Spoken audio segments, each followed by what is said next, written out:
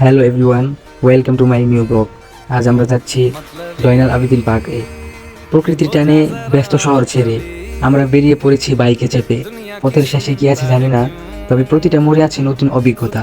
সবুজ মাঠ, নদীর ধারে শান্ত বাতাস আর বন্ধুদের সাথে এই মুহূর্তগুলো, হয়তো এটাই জীবনের আসল আনন্দ। চলো, আমাদের এই যাত্রায় তুমিও সাথে চলো।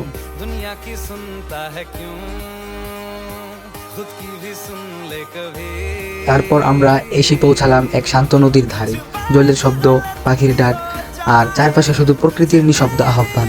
সেই মুহূর্তে মনে হচ্ছিল শহরের সব কোলাহল যেন দূরে কোথাও হারিয়ে গেছে।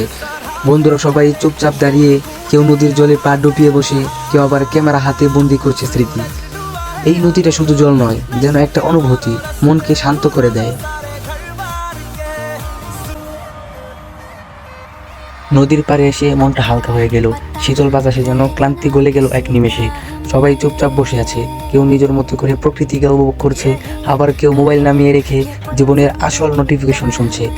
পাখির ডাক, বাতাসের শব্দ আর নদীর কলকল ধ্বনি। এখানে কোনো ব্যস্ততা নেই, নেই কোনো টাইম লাইন, শুধু আছে আমরা আর এই নিখুঁত প্রকৃতির সৌন্দর্য। বন্ধুদের হাসি, নদীর জলে ছিটকে পড়া রোদ্দুর আর মনে মনে একটা কথা, এই মুহূর্তটা যেন কখনো ফুরিয়ে না যায়।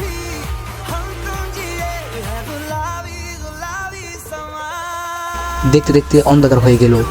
এসে পড়লাম এক মেলাতে। হঠাৎ চোখে পড়লো এক ঘুষি বেশি।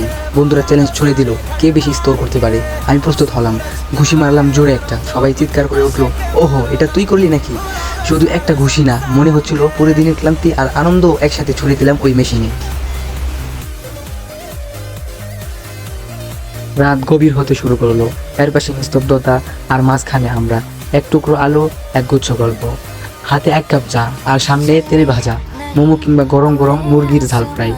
খাবারটা যতটা না মুখরোচক, তার চেয়েও বেশি ছিল আমাদের সেই মুহূর্তগুলোর স্বাদ। কেউ মজা করে সেলফি তুলছে, কেউ খাওয়া দাওয়া করছে, কারো হাতের চায়ের কাপে ধোয়া উঠছে। दुनिया की কখনো কখনো জীবনের সবচেয়ে শান্ত মুহূর্তগুলো আসে ঠিক এমন রাতে, যখন চারপাশে কেউ থাকে না, শুধু নিজের সাথে, নিজের মানুষগুলোর সাথে হাঁটতে হাঁটতে সময় থেমে যায়। এই রাত আমাদের শিখিয়ে দেয়, গন্তব্য নয়, যাত্রাটাই আসল। স্মৃতি তৈরি হয় এমন ছোট ছোট মুহূর্তে, যা চোখে দেখা যায় না, কেবল অনুভব করা যায়। রাতের এই নীরব রাস্তাগুলো যেন আমাদের নিজেদের সাথে কথা বলছে। এই সফর শুধু বাইরে না, ভিতরের দিকেও একটা যাত্রা হয়ে গেছে। এক ধরনের শান্তি অনুভব করছিলাম, যেটা শহরে ফিরে কখনো খুঁজে পাইনি। রাত বাড়ছে আর আমরা ফিরছি ধীরে ধীরে বাইকে চেপে। পেছনে ফেলে এলাম একদিনের এক অদ্ভুত সুন্দর গল্প, প্রকৃতির সান্নিধ্য, বন্ধুদের হাসি, নদীর পাশে কাটানো শান্ত বিকেল আর এক মেলার চঞ্চল আনন্দ। সব মিলিয়ে একটা দিন যা মনে থাকবে বহুদিন। যত রাতই হোক, এমন মুহূর্তগুলো কোনো ঘড়ি দেখে চলে না, স্মৃতির বক্সে জমা হয়ে থাকে চিরকাল। এই ছিল আমাদের বাইক যাত্রা।